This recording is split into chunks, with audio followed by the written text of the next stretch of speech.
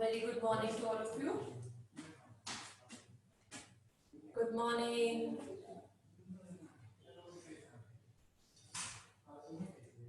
Anshul, Kashish, Priyanka, सबको good morning. प्रकृति, नियति, पल्लवी. ओके, आगे बढ़ते हैं. ठीक है. तो कल हमने क्या पढ़ा था? हमने पढ़ा था breathing and exchange of gases. वो जो चैप्टर है वो हमने कर दिया फिनिश. ठीक है. जाते जाते आप लोगों ने ये बोला कि मैम हैमबर्गर इफेक्ट एक थोड़ा सा हमको दिखा दीजिए. ठीक है. तो जैसे बोहर इफेक्ट में किया था ना हमने, almost it is the same. ठीक है. सेम है, कुछ ज्यादा डिफरेंस नहीं है.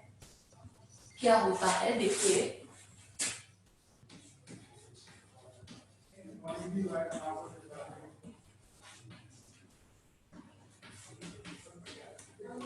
हैमबर्गर इफेक्ट को क्लोराइड शिफ्ट भी बोला जाता है. क्या बोला जाता है? क्लोराइड शिफ्ट भी बोला जाता है. इसमें क्या होता है? ठीक है. अब टिश्यू में कार्बन डाइऑक्साइड कॉन्सेंट्रेशन इंक्रीज होती रहेगी. कार्बन डाइऑक्साइड कॉन्सेंट्रेशन इंक्रीज होती रहेगी. Partial pressure of carbon dioxide भी यहाँ पे इंक्रीज होता रहेगा.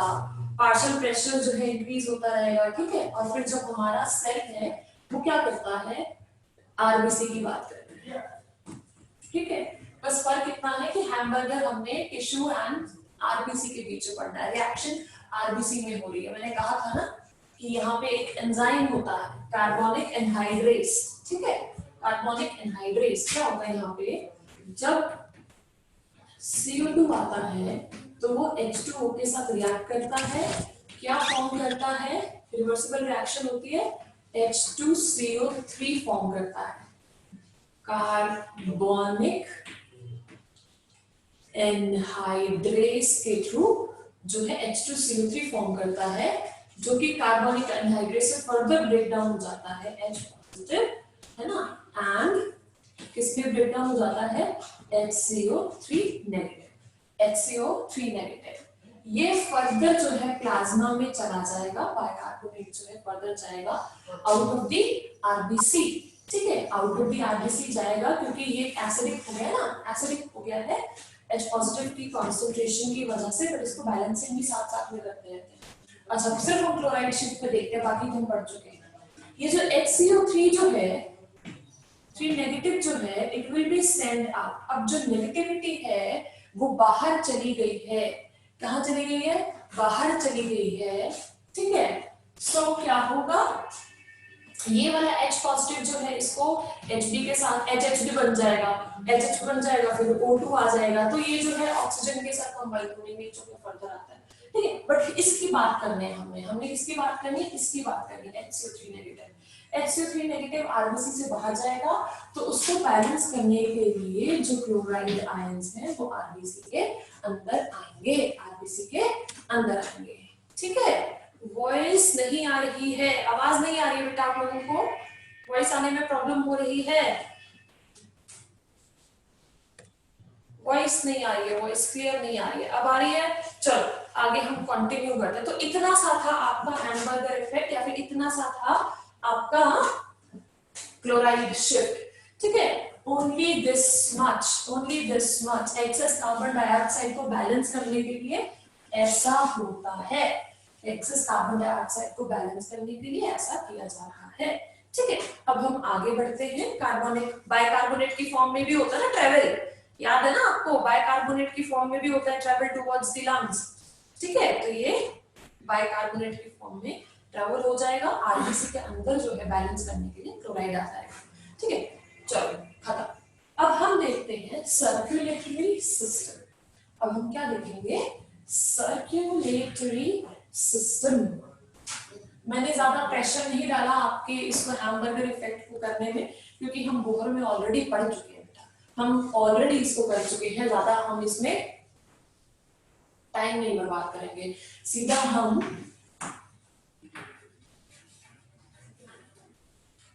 सर्कुलेटरी सिस्टम पे आएंगे। हम किस पे आएंगे? हम अपने मेन टॉपिक पे आएंगे आज, which is the circulatory system. If I'm not wrong, this is the 18th chapter of your syllabus. ठीक है, अगर इसको पूरा नाम दे, हम पूरा नाम दे तो क्या बोलेंगे सर्कुलेटरी सिस्टम को? Body fluids and circulation. Body fluid and circulation के नाम से जो है ये आपके एनसीईआरटी में प्रेजेंट है। ठीक है, तो अब हमारे टॉपिक क्या रहेंगे? इसके टॉपिक क्या रहेंगे? कौन कौन से टॉपिक जो है हमने डिस्कस करने हैं? ऐसे कौन कौन से टॉपिक हैं जो हमने डिस्कस करने हैं यहाँ पे? देखिए, हमारे पास सबसे पहला आ जाता है कंपोनेंट्स।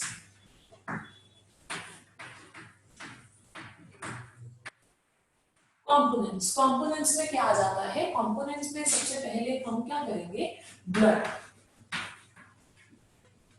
ब्लड की कॉन्फ़िगरेशन हम देखेंगे कि ब्लड किस चीज का बना होता है। उसके बाद हम देखेंगे blood groups,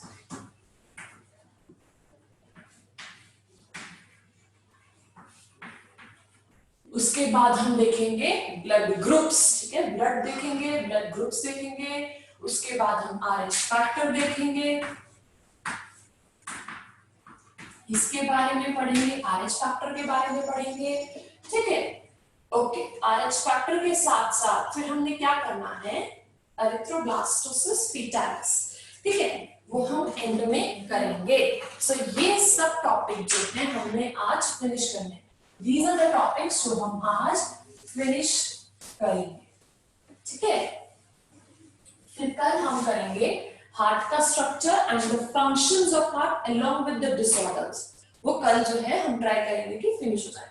now see, blood जो है किस चीज का बना होता है? Blood is made up of plasma and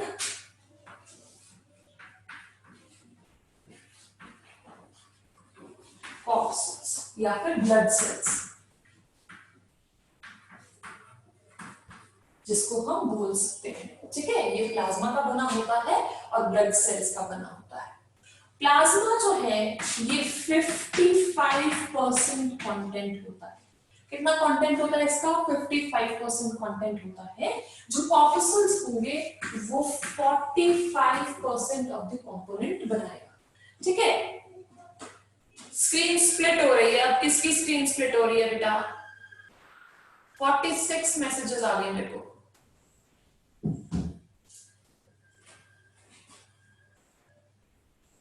okay, हो रही है अभी सबकी स्क्रीन स्प्लिट हो रही है, वॉइस भी कम आ रही है।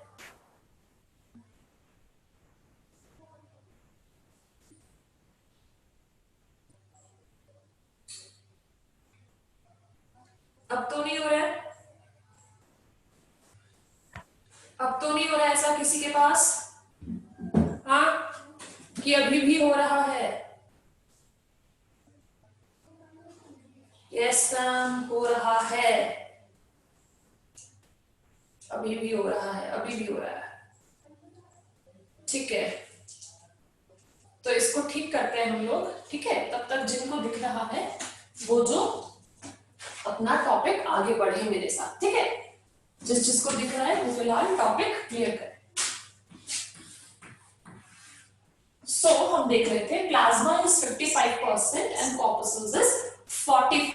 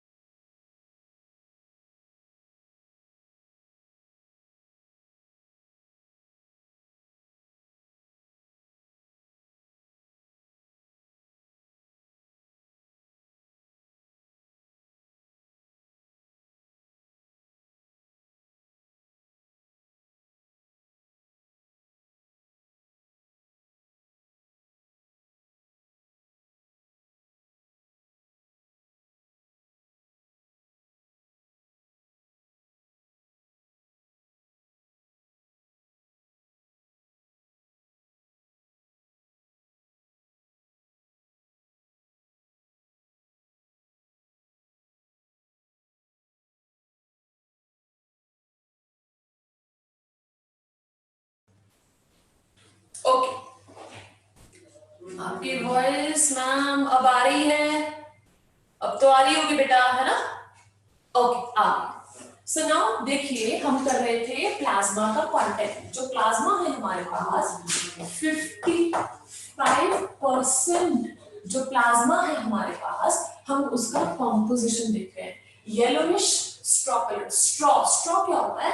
ये जो आपका धान वगैरह होती है ना, ये सूखने के बाद जो है येलो येलो हो जाती है। ओके, दैट इज स्ट्रॉ, जो गाय भैंसों को काट के खिला देते हैं। ओके, वैसा कलर इसका होता है। ठीक है, एकदम प्योर क्लियर नहीं होता है इसका कलर। और इसमें इनऑर्गेनिक कंटेंट क्या होता है? इसमें इनऑर्गेनिक कंटेंट्स होते हैं, आयंस होते हैं, सोडियम आयन होते हैं, पोटेशियम आयन होते हैं, एक्सेट्रा। बाइकार्बोनेट्स भी तो इसमें होते हैं। अभी हम रेस्पिरेटरी सिस्टम में देख रहे थे ना, बाइकार्बोनेट्स बनेंगे, है ना? तो बाइकार्बोनेट्स भी तो इसी में होते हैं। तो all those things are present over here. Proteins होते हैं इसमें। ठीक है, कई तरह के प्रोटीन्स प्रेजेंट होते हैं। ठीक है, और मेन चीज जो आपको पूछी जाएगी यहाँ पूछा जाएगा फाइब्रिनोजन। फाइब्रिनोजन होता है इसमें, फाइब्रिनोजन होता है। और क्या होता है? एल्ब्यूमिन, ALBUMIN, एल्ब्यूमिन होता है।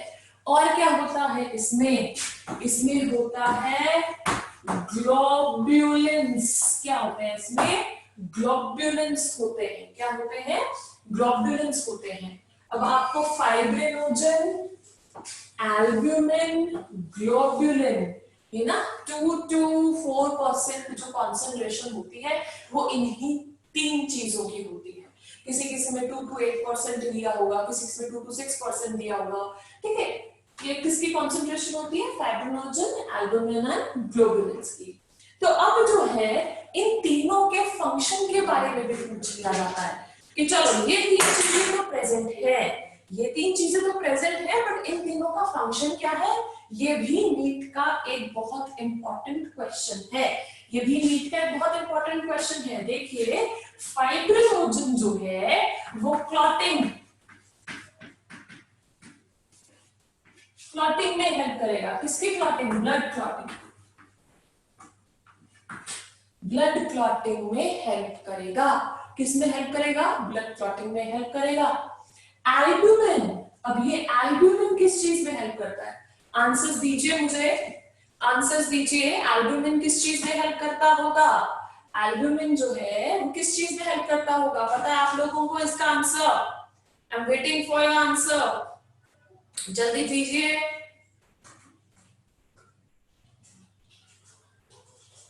शिवांशी, बैलेंस, क्या बैलेंस?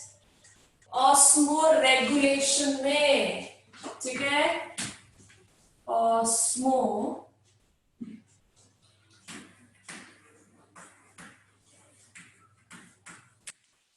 रेगुलेशन, ऑस्मो रेगुलेशन में एल्ब्यूमिन जो है वो ऑस्मो रेगुलेशन में हेल्प करता है। ऑस्मो रेगुलेशन अगर आपने बता दिया तो 4 नंबर आपके। ठीक है, देन ग्लोबुलिन्स, ग्लोबुलिन्स किस में हेल्प करते होंगे? ग्लोबुलिन्स किस में हेल्प करते होंगे? जल्दी फटाफट बताओ मेरे को, ग्लोबुलिन किस में हेल्प करते हैं? डिफेंस में हेल्प करते हैं। प्रियंका बोल रही है डिफेंस में हेल्प करते हैं। एक वर्ड को यूज कर लेता है तो सभी उसको यूज करना शुरू हो जाते हैं। हाँ? किस चीज में हेल्प करते हैं? डिफेंस। क्या? ग्लोबुलिन्स जो है, आपने इम्यूनोग्लोबुलिन्स पढ़े हैं ना? इम्यूनोग्लोबुलिन्स, इम्यूनोग्लोबुलिन्स क्या होते हैं?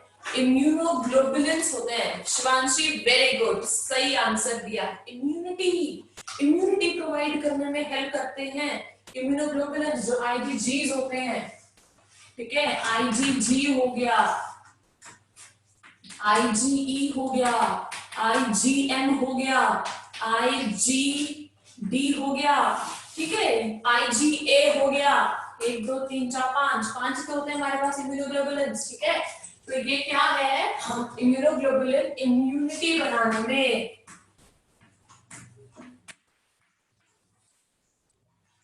इम्यूनिटी बनाने में, डिफेंस वर्क करने में, हेल्प करते हैं, डिफेंसिव होते हैं, डिफेंस वर्क करने में ये क्या करते हैं, हेल्प करते हैं। ठीक है, तो ये हो गया हमारा plasma. Plasma is the liquid content of the blood. ठीक है, अगर सेल्स ही सेल्स होंगे, कॉर्पस्कल्स ही कॉर्पस्कल्स होंगे तो बहेंगे कैसे, लिक्विडिटी नहीं आएगी, राइट? लिक्विडिटी कैसे आएगी? तो प्लाज्मा जो है लिक्विड कंटेंट होता है। देखो कितना इजी था, दिस वाज सो इजी। ठीक है, जब कोई पढ़ाने वाला होता है तो चीज कितनी इजी लगती है, और जब खुद बुक लेके बैठना पड़ता है तो ऐसा लगता है कि भी इससे ज्यादा डिफिकल्ट तो और कोई चीज है ही नहीं। क्यों? इससे ज्यादा डिफिकल्ट तो और कोई चीज है ही नहीं, ऐसा लगता है ना? ओके, होता है, सभी ऐसे बोल रहे हैं, यस मैम ऐसा ही होता है कि बहुत डिफिकल्ट लगता है हम लोगों को, है ना?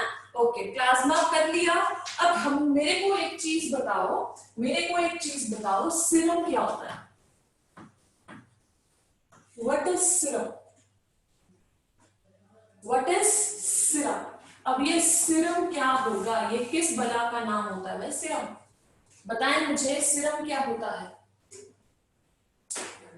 शिवांशु ने फिर आंसर दिया है, अदिति ने आंसर दिया है, यस यस।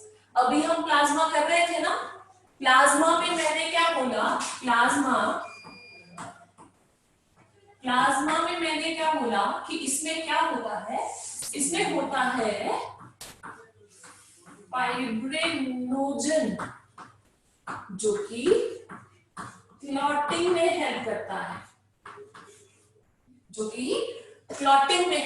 है, ठीक है? जब हम प्लाज्मा के अंदर से इस फाइब्रिनोजन को हटा देंगे और क्लॉटिंग फैक्टर्स को भी रिमूव कर देंगे। ठीक है, क्लॉटिंग फैक्टर्स को हटा देंगे, फाइब्रिनोजन को हटा देंगे, तो हमारे पास जो कंटेंट बचता है उसको सीरम कहते हैं। क्या कहते हैं उसको? सीरम कहते हैं। ये जो आपका सीरम है ये मेनली जो है ऑब्वियसली येलोइश होगा, थोड़ा सा लाइट येलोइश कलर होता है, लिक्विड होता है, और इसमें फिर मेन चीज क्या होगी, सीरम के अंदर मेन चीज क्या होगी, इसके अंदर ग्लोब्यूलिन्स। क्या है इसके अंदर मेन? ग्लोब्यूलिन है। क्या है? ग्लोब्यूलिन है। ठीक है, ये वही चीज है जिसको हम एक्सट्रैक्ट करते हैं, जिसको हम मेनली एक्सट्रैक्ट कर रहे हैं। आजकल बोल रहे हैं ना प्लाज्मा थेरेपी दे रहे हैं, कोविड-19 के जो पेशेंट्स हैं उनको क्या दिया जा रहा है? प्लाज्मा थेरेपी दी जा रही है। ठीक है, तो प्लाज्मा जो है हमने निकाल लिया, पेशेंट से निकाल लिया, जो कि रिकवर हो चुका है, जो कि क्या हो चुका है? रिकवर हो चुका है। प्लाज्मा थेरेपी के बारे में जानते हो आप लोग? हाँ, प्लाज्मा थेरेपी के बारे में जानते हैं। What is plasma therapy? बताएं जरा मुझे। थोड़ा पानी पीना भी इम्पोर्टेंट है भाई, क्यों? बोलते बोलते गला सूख जाता है लोगों के साथ। What is plasma therapy? थोड़ा सा हिंट तो मैंने आपको दे दिया। Give me the answer. नहीं पता कि पता है? देखिए अभी बोर्ड में जो बताया वही प्लाज्मा थेरेपी है, दिमाग दौड़ाया कीजिए। जो बोर्ड पे भी लिख दिया ना बेटा आपके सामने, जो आपने नोट डाउन कर लिया, ठीक है? होता क्या है, जो पेशेंट रिकवर हो गया, the patient who has recovered, उसकी बॉडी के अंदर जो है ऑब्वियसली एंटीबॉडीज तो बन गए होंगे अगेंस्ट द वायरस, है ना? क्योंकि उसकी बॉडी में वायरस के अगेंस्ट एंटीबॉडीज बन चुके हैं, तभी तो वो रिकवर कर पाया। अगर किसी पेशेंट की बॉडी में एंटीबॉडीज ना बन पाए तो वो क्या रिकवर हो पाएगा? नहीं, उसकी डेथ हो जाएगी बेचारे की। ठीक है, नाउ देखिए वो पेशेंट जो कि रिकवर हो चुका है, दैट मींस उसके अंदर एंटीबॉडीज हैं, है ना? तो क्या किया जाता है, उसका जो प्लाज्मा एक्सट्रैक्शन किया जाता है। ठीक है, ये जो प्लाज्मा है, जो कंपोनेंट्स हमने पढ़े, ये सारे के सारे कंपोनेंट्स लेके आ जाता है, एंटीबॉडीज भी उठा के आ जाता है। हमने देखा ना ग्लोबुलिन्स होते हैं प्लाज्मा में। सो नाउ अगर फाइब्रिनोजन हम प्लाज्मा में रखे वैसा का वैसा फाइब्रिनोजन जो है प्लाज्मा से हम एक्सट्रैक्ट ना करें, तो जब वो प्लाज्मा जो है एंटीबॉडीज एंड फाइब्रिनोजन वगैरह के साथ हम किसी दूसरे पेशेंट पे इंजेक्ट करेंगे, तो हो सकता है ना कि क्लॉटिंग फैक्टर्स जो है उसकी बॉडी में फाइट करना शुरू कर दे, है ना। तो हमने रिस्क नहीं लेना, इंटरनल क्लॉटिंग जो है नहीं करवानी है हमने उससे, एक्स्ट्रा क्लॉटिंग नहीं करवानी है किसी नए पेशेंट की बॉडी में। तो क्या करवाते हैं हम, जो है क्लॉटिंग फैक्टर्स एक्सट्रैक्ट करवा देते हैं। प्लाज्मा थेरेपी तो होती है, बट वो जो प्लाज्मा होता है उसमें क्लॉटिंग फैक्टर्स नहीं होते, वो एक्सट्रैक्ट कर दिए होते हैं, है ना। और फिर जो मेनली जो सीरम होता है ना, सीरम, वो जो है एक पेशेंट की बॉडी में दिया जाता है। समझ में आया? क्योंकि क्लॉटिंग फैक्टर्स देना हेल्दी नहीं होता, ठीक है। तो सीरम जो होता है जिसमें ग्लोबुलिन्स एंड फलाना फलाना प्रोटीन्स होते हैं वो दिए जाते हैं। समझ में आया आपको? मानवी बोल रही है यस मैम, समझ में आ गया है, ऐसा ही होता है, ठीक है। सो ये था सीरम याद रखिएगा, सीरम में क्या होता है और क्या नहीं होता है। ये भी 4 नंबर के क्वेश्चन है, ये भी 4 नंबर के क्वेश्चन है, ठीक है। देखो कुछ भी नहीं है, आपने बस कंपोनेंट जो है वो दिमाग में रखना है कि अच्छा ऐसा होता है ना, ऐसा होता है। अभी तक हम लिक्विड कंटेंट कर रहे हैं, अब आप मुझे बताएंगे लिम्फ क्या होता है। कुछ डेफिनेशंस है जो बहुत इंपॉर्टेंट है, इनके बारे में आपको पता होना चाहिए। What is lymph? लिम्फ क्या होता है? फटाफट आंसर देंगे मेरे को, आप लोग फटाफट आंसर देंगे, ठीक है। What is lymph? अगर नहीं दिया आंसर तो मैं इसको वैसा वैसा ही छोड़ दूंगी। टिश्यू फ्लूइड है, अच्छा। और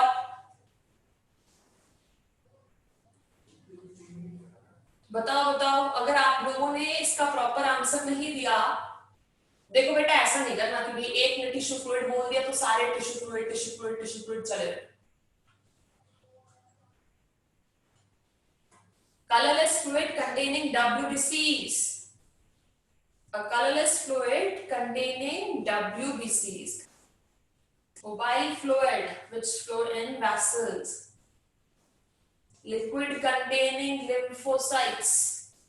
अच्छा देखिए ये सही बोल रहे हो आप। जो लिम्फ होता है वो ब्लड का लिक्विड पार्ट होता है। लिक्विड कंटेंट होता है, ऑब्वियसली प्लाज्मा का लिक्विड कंटेंट की बात कर रहे हैं, ठीक है। प्लाज्मा वाला लिक्विड कंटेंट होता है इसमें, और इसमें बॉडी डिफेंस सर्विस के लिए WBCs होते हैं। क्या होते हैं? WBCs होते हैं, ल्यूकोसाइट्स होते हैं इसमें। समझ में आया? और अगर इसको मैं और अच्छे से आपको बताऊं तो जो हमारी बॉडी में लिम्फ नोड्स होते हैं, क्या होते हैं? लिम्फ नोड्स होते हैं, उसमें लिम्फोसाइट्स बनते हैं।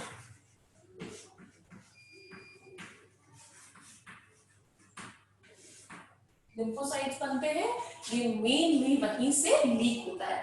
जो लिम्फ होता है ये मेनली वहीं पे बनता है, लिम्फ नोड्स पे बनता है मेनली। समझ में आया? कहाँ पे होगा ये? लिम्फ नोड में होगा मेनली। क्यों? क्योंकि वहां पे ल्यूकोसाइट्स एंड लिम्फोसाइट्स, ल्यूकोसाइट्स का पार्ट ही है ना लिम्फोसाइट्स, आगे हम करेंगे, ठीक है। बॉडी डिफेंस मैकेनिज्म स्ट्रॉन्ग करने के लिए लिम्फ बनाया जाता है। समझ में आया आप लोगों को? अगर हम सीरम की बात करेंगे तो सीरम में होगा ग्लोबुलिन्स, है ना, और नहीं होगा क्लॉटिंग फैक्टर। समझ में आया? अगर हम प्लाज्मा की बात करेंगे तो उसमें एवरी लिक्विड कंटेंट, चाहे उसमें जो है उस लिक्विड कंटेंट में आप बात कर लीजिए वाटर, लिक्विड कंटेंट बोल रहे हैं ना, तो प्लाज्मा में कितना वाटर होना चाहिए? एटलीस्ट 92 to 97% जो है उसमें वाटर होता है। क्या होता है? वाटर होता है, ठीक है। डिफरेंट बुक्स में डिफरेंट परसेंटेज दी हुई है, मैंने ओवरऑल 92 to 97% आपको बता दिया। रेस्ट ऑफ द कंटेंट जो प्लाज्मा में होता है वो होता है प्रोटीन्स, वो होते हैं डिफरेंट क्लॉटिंग फैक्टर्स, वो होते हैं डिफरेंट इन्फ्लेमेटरी फैक्टर्स, बहुत सारी चीजें होती है, ठीक है, बहुत सारी चीजें होती है प्लाज्मा के अंदर। सिर्फ हम सेल पोर्शन को एक्सट्रैक्ट कर देते हैं, सेपरेट कर देते हैं। Rest everything is plasma, rest everything is plasma. Live भी प्लाज्मा में ही है, सीरम भी प्लाज्मा में है। प्लाज्मा ओवरऑल सबको अपने अंदर ले लेता है, ठीक है। बट जब हम सिर्फ सीरम की बात करेंगे तो उसमें ग्लोबुलिन्स होंगे, क्लॉटिंग फैक्टर्स नहीं होंगे। और जब हम लिम्फ की बात करेंगे तो उसमें WBC कंटेंट एंड लिम्फोसाइट्स बहुत ज्यादा होंगे। मेनली हम लिम्फ नोड्स में उनको पढ़ते हैं। इन्फेक्शन के अगेंस्ट काम करता है आपका लिम्फ। किसके अगेंस्ट काम करता है? डिफरेंट इन्फेक्शंस के अगेंस्ट काम करता है, ठीक है। क्योंकि इन्फेक्शंस को जो है हटाना है ना बॉडी से, तभी तो WBC काम करेंगे, तभी तो डिफेंसिव बनेंगे। तो आई होप आपको इन तीनों टर्म के बारे में आइडिया हो गया है, ठीक है। आपको इन तीनों टर्म से रिलेटेड जो आइडिया है वो हो गया है। हो गया बेटा, शॉर्टकट में करवाया मैंने आपको, बट इंपॉर्टेंट चीज करवाई, ठीक है। आपको ये चीजें दिमाग में रखनी है कि किसके अंदर क्या है। लंबे लंबे पैराग्राफ लिखने की जरूरत नहीं है इसके लिए, ठीक है। लंबी लंबी डेफिनेशंस लिखने की जरूरत नहीं है। आपको जो है ये ध्यान में रखना है कि किसी चीज को आप इलैबोरेट करके शॉर्ट फॉर्म में कैसे याद रखते हो, ठीक है। शॉर्ट फॉर्म में आपने बिल्कुल शॉर्ट फॉर्म्स में जो है अपने दिमाग में ये चीजें डालनी है। ओके, अब ये क्वेश्चन मार्क्स किसने दिए? क्वेश्चन मार्क किस चीज के लिए? किसी का कोई क्वेश्चन है क्या? Any question over here? Check कर लूं किसी ने कोई क्वेश्चन पूछा है? 99 प्लस। हर्षिता, क्या प्रॉब्लम हो गई? ये मेरी बुक में, यस बेटा मैं यही बोल रही हूँ ना कि डिफरेंट डिफरेंट परसेंटेजेस जो है वो आपकी बुक में दी हुई है। इट स्टार्ट्स विद 92%, ठीक है। बट फॉलो वही करना है जो एनसीईआरटी 92 बोल रही है, 92 से स्टार्ट है एनसीईआरटी। कौन सी बुक फॉलो कर रहे हो वैसे आप? एक नई बुक है, एक पुरानी बुक है, दोनों में कंटेंट जो है वो थोड़ा डिफरेंट दिया हुआ है। Always keep in your mind, आपने नई बुक फॉलो करनी है।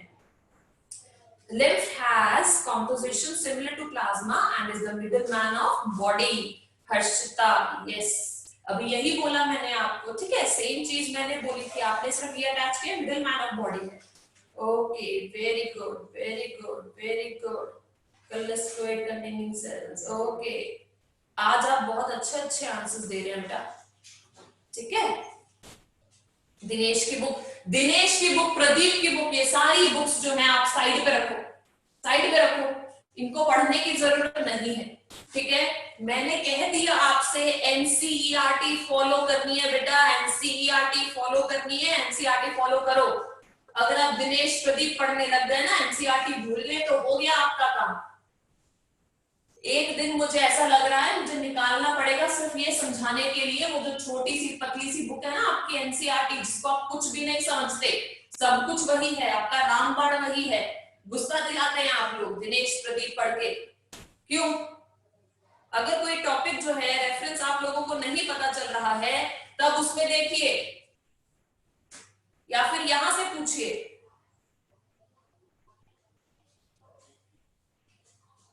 एनसीईआरटी की पीडीएफ रखी हुई है, वेरी गुड बेटा। अमीशा,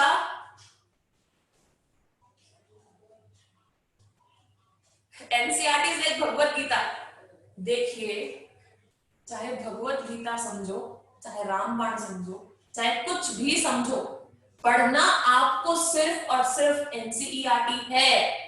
समझ में आया? अगर आपने एनसीईआरटी नहीं पढ़ी ना तो फंस जाओगे, फंस जाएंगे आप लोग। मैंने आपको पहले ही बताया हुआ है बेटा, देखिए पहले ही बताया हुआ है एनसीईआरटी में कुछ मिस्टेक्स हैं, ठीक है। इतना भी शुद्ध निवारण नहीं है एनसीईआरटी, ठीक है, उसमें थोड़ी सी मिस्टेक्स हैं। और एनसीईआरटी की अपनी एक लैंग्वेज है, ओके। उस लैंग्वेज को आपने उसी तरह से ग्रैब करना है। मैं पागल हूं, मैं आपको एनसीईआरटी फॉलो करवा रही हूं, क्यों? आपने फॉलो करना है तो सिर्फ एनसीईआरटी ही फॉलो करना है। समझ में आया कि नहीं आया? आपको एज इट इज लाइंस आ जाएंगी, एज इट इज लाइंस पे लाइंस आ जाएंगी एनसीईआरटी की। समझ में आया कि नहीं आया?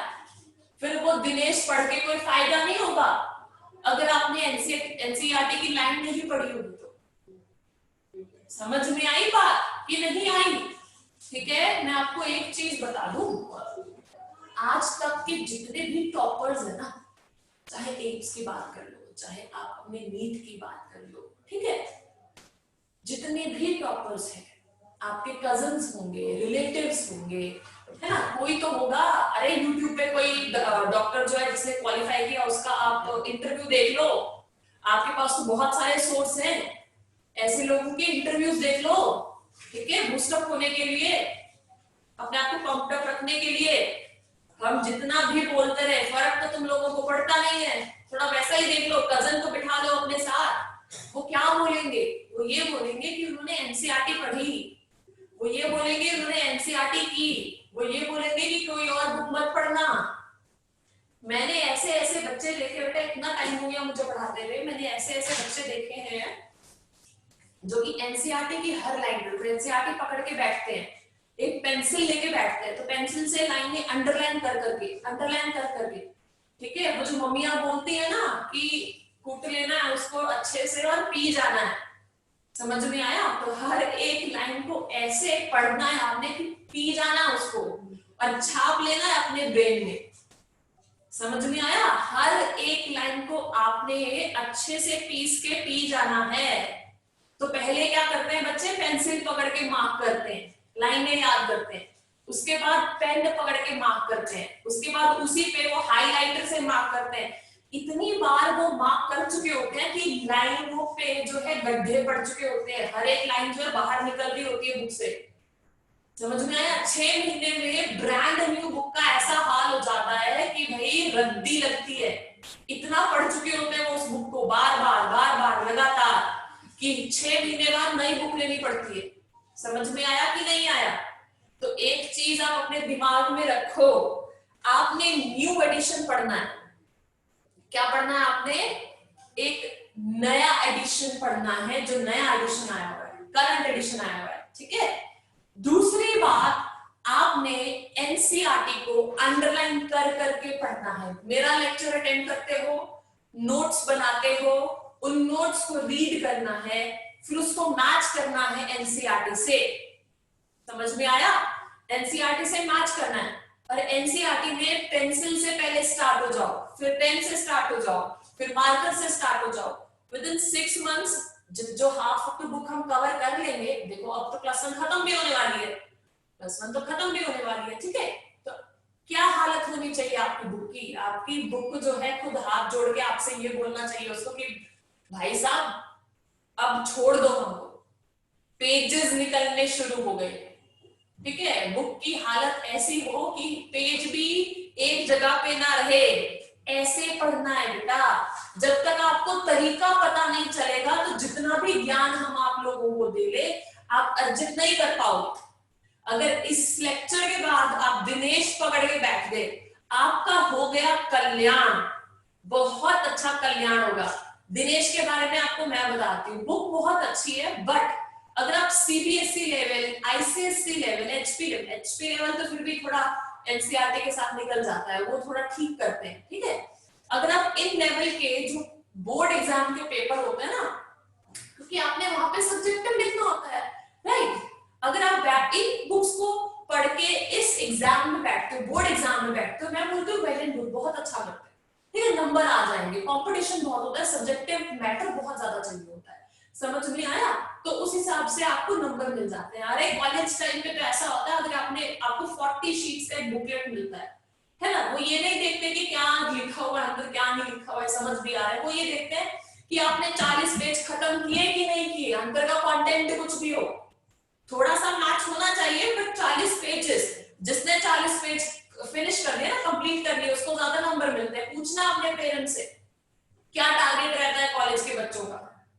समझ में आया? ठीक है, तो ऐसे टारगेट्स होते हैं। डायग्राम बहुत सुंदर होने चाहिए, ये चीज वो चीज, समझ में आया? तो वहां पे आप दिनेश प्रदीप पढ़ोगे ना, इवन कॉलेज लेवल पे बच्चे दिनेश प्रदीप फॉलो करते हैं, इवन कॉलेज लेवल पे। और मैं मेडिकल कॉलेज की बात नहीं कर रही हूँ, मैं नॉर्मल कॉलेजेस की बात कर रही हूँ, ठीक है। तो अगर ग्रेजुएट होने वाला जो बच्चा होता है ना, वो भी आपकी 11th 12th की बुक्स को पढ़ेगा ना, बहुत अच्छे नंबर से ग्रेजुएट हो जाएगा। इतना कंटेंट है आपकी दिनेश प्रदीप में, इतना ज्यादा कंटेंट है। जबकि जो आपका नीट है ना, जो नीट का एग्जाम है, वो सिर्फ उतना कंटेंट मांगता है जितना जरूरी है। क्यों? क्योंकि वहां पे आपने पिन पॉइंट करने होते आंसर्स, आपने बहुत लंबे लंबे ग्रंथ नहीं लिखने होते वहां पे, कोई 40 पेज की शीट से आपने फिनिश नहीं करनी है। समझ में आया? आपने बस टिक मारना है, और वो टिक मारने के लिए एक ही वर्ड चाहिए। समझ में आया? और वो एक तभी निकलेगा जब आपके कॉन्सेप्ट क्लियर होंगे। कॉन्सेप्ट कब क्लियर होंगे? जब आप प्रिसाइज पढ़ोगे। मैंने पहले भी कहा था, ह्यूमन फिजियोलॉजी, आगे इवोल्यूशन, रिप्रोडक्शन, ये जो जेनेटिक्स वगैरह जो सारी चीजें आने वाली है ना, आपको ऐसा लगेगा कि और बढ़े, क्योंकि इंटरेस्ट अपने आप आता है। आप भूल जाते हो कि आपको पहले नीट क्लियर करना है। डॉक्टर जो आपको बनाएंगे ना बाद में मेडिकल कॉलेज में, वो आपको डिटेल में पढ़ाने वाले हैं। वो आपको इतना डिटेल में पढ़ाएंगे कि वो चीर फाड़ के भी दिखाएंगे आपको। समझ में आया? तो वो जो भरपूर ज्ञान है ना, वो उस टाइम के लिए रख लो, आपके डॉक्टर प्रोफेसर के लिए रख लो, वो भी तो पढ़ाने वाले हैं आप लोगों को कुछ, ठीक है? उनके लिए आप कुछ रखोगे नहीं। पहले नीट तो क्लियर कर लो, नीट तो क्लियर करिए पहले बेटा।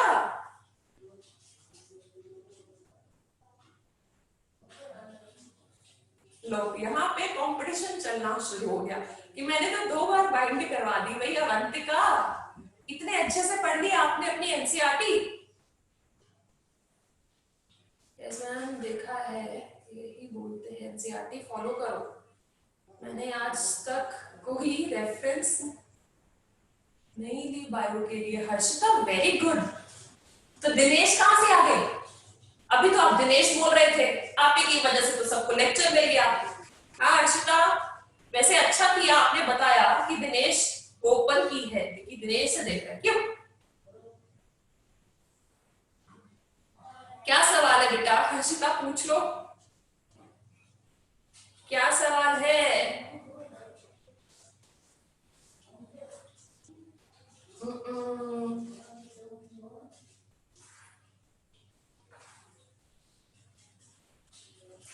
हर्षिता कुछ क्वेश्चन पूछना था। वो दूसरी हर्षिता थी। वो कोई और हर्षिता थी और आपको डांट पड़ गई। ऐसा होता है ना बेटा, जब 2 लोग जो है सेम नाम के होते हैं ना, तो जिसको डांटा जाता है ना, वही वो सारी डांट लेता है। जब दूसरे को पता है कि मेरे को तो बोल ही नहीं रहे, तो आप क्यों ऑफेंड हो रहे हो? यहाँ 2 हर्षिताएं, आपको कैसे पता कि मैं आप ही को बोल रही हूँ? यहाँ 2 हर्षिताएं। Very good. चलो हर्षिता कोई भी थी ना, या तो आप थे या तो वो दूसरी वाली थे, दोनों ही मेरी क्लास में है, दोनों ही मेरी क्लास में, राइट? तो फायदा तो सबका हो गया, फायदा सबका हो गया बेटा। देखो कैसे हंस रहे हैं सभी। कोई एक नेम एडिट करो, ऐसा करो, एक कर दो हर्षिता 1 और एक कर दो हर्षिता 2, फिर मैं 1 और 2 करके डांटा करूंगी। अरे बेटा, अरे हर्षिता मुझे ये बताओ, लगा पता एनसीईआरटी का कि एनसीईआरटी इंपॉर्टेंट है?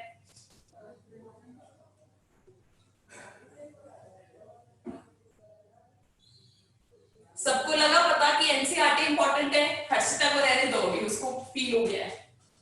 हाँ, कि मैंने तो दिनेश बोला ही नहीं ना। ऐसी ऐसी बातों पे लेके बैठते हैं आप लोग, ठीक है?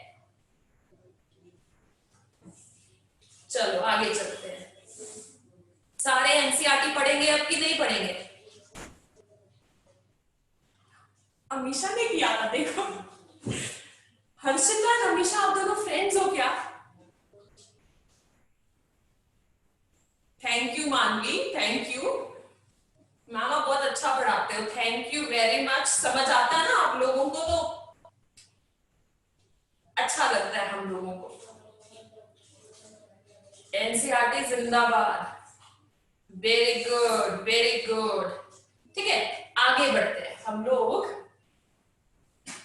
एनसीईआरटी की जय, बहुत हो गया, बहुत हो गया बेटा। अब हम लोग आगे बढ़ते हैं। देखो टाइम भी होने वाला है, थोड़ी सी चीजें हम जो है कर लेते हैं। ओके, सो ब्लड, ब्लड में हमने प्लाज्मा खत्म कर लिया, हमने प्लाज्मा खत्म कर लिया। अब हम ब्लड सेल्स पे आते हैं। हम किस पे आते हैं? ब्लड सेल्स पे आएंगे। ठीक है, ब्लड सेल्स पे हमने क्या करना है? हमने सिर्फ आज जो है टेबल फिनिश करना है। ठीक है, इस टेबल को हम फिनिश करेंगे और उसको डिटेल में हम कल पढ़ेंगे।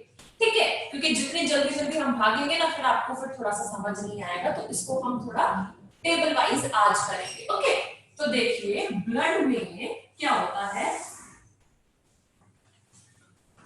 3 कंपोनेंट्स, कॉर्पस्कल्स के 3 मेन कंपोनेंट्स होते हैं।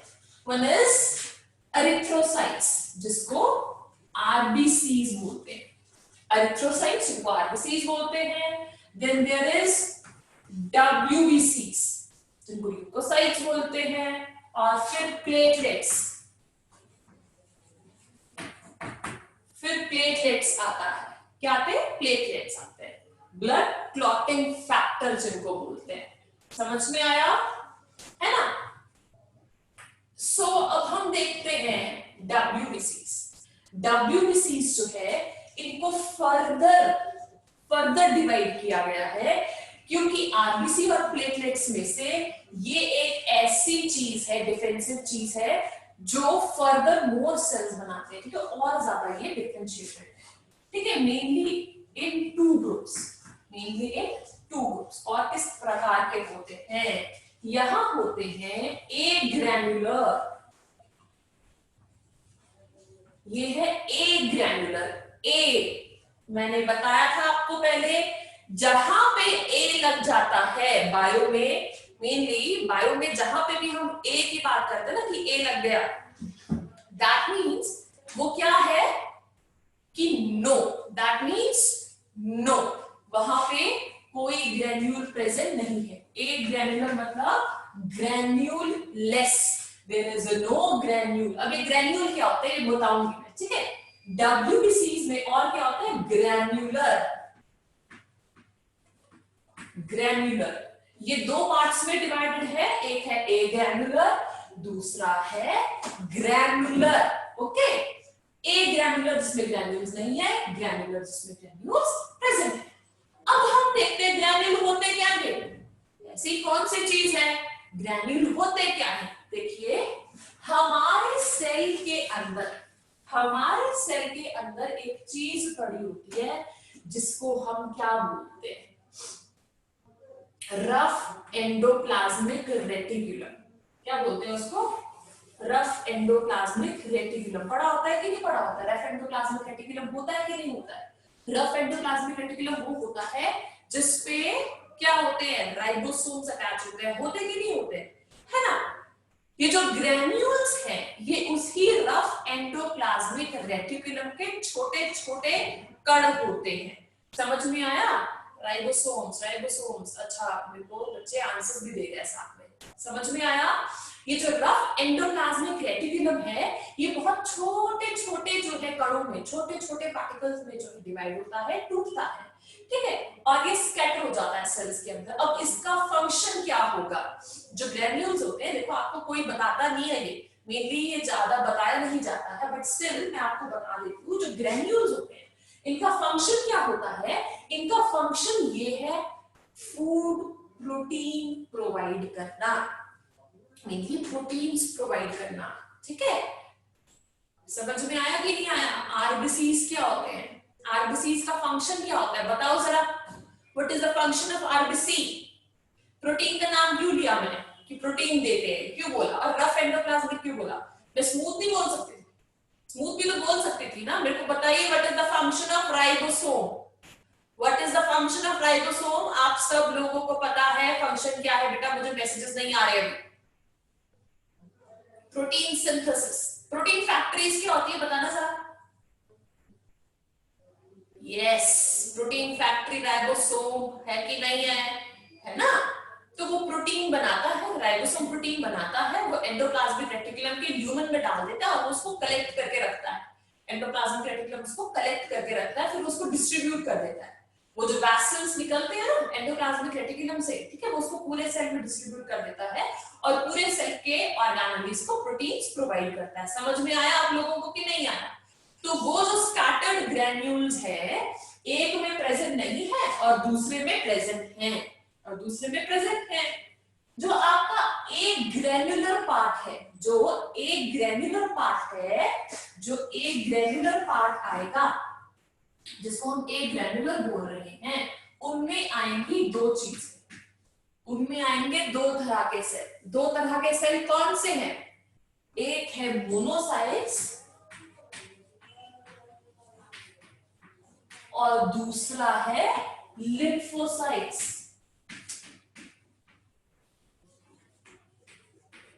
लिम्फोसाइट्स, ठीक है, मोनोसाइट्स एंड लिम्फोसाइट्स, ठीक है। तो जो ग्रैन्युलर पार्ट है, जो ग्रैन्युलर पार्ट है वो क्या है? इनमें कौन कौन से सेल्स होंगे? इसमें होगा, ग्रैन्युलर में होगा न्यूट्रोफिल्स, न्यूट्रोफिल्स होंगे, बेसोफिल्स, बेसोफिल्स होंगे and eosinophils, eosinophils, neutrophils, basophils, eosinophils. कर लिया आप लोगों ने? लिख लिया आपने इस चीज को? बेसोफिल्स। इओसिनोफिल्स को एसिडोफिल्स भी बोला जाता है, इओसिनोफिल्स को एसिडोफिल्स भी बोला जाता है। तो इन केस अगर कभी आपको इओसिनोफिल्स से क्वेश्चन आए तो वो तो पता ही चल जाएगा कि इओसिनोफिल के बारे में पूछे, बट इंस्टेड ऑफ दैट अगर नीट वालों ने, एनटीए वालों ने एसिडोफिल्स का नाम यूज कर लिया तो कंफ्यूज मत हो जाना, कंफ्यूज मत हो जाना। एसिडोफिल ही इओसिनोफिल है, इसको आप लिख लीजिए, ठीक है।